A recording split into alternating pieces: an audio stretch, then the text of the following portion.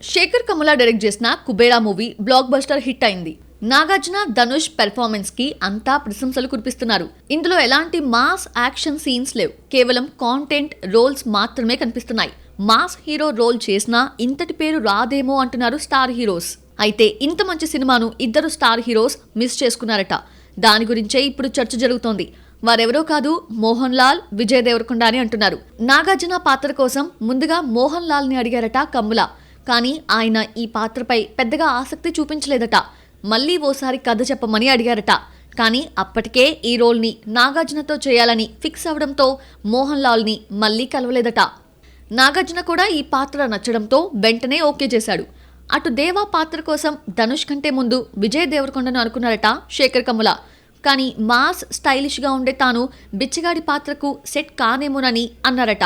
దాంతో టాలీవుడ్లో మరే హీరోను ఈ పాత్ర కోసం అడగకుండా ధనుష్ని అడిగారట. ధనుష్ మాత్రమే ఇలాంటి రోల్స్ చేయగలుగుతాడు అనే నమ్మకంతో అడిగాడు శేఖర్. ధనుష్ కూడా ఒప్పుకోవడంతో కుబేరా మూవీని తీశారు. ఒకవేళ ఇందులో విజయ్ నటించి ఉంటే ఎలా ఉండేదో అని ఊహించుకుంటున్నారు ఆయన ఫ్యాన్స్. కానీ చేసుంటే విజయ్కి నటన పరంగా మరో స్థాయి దక్కేదని అంటున్నారు.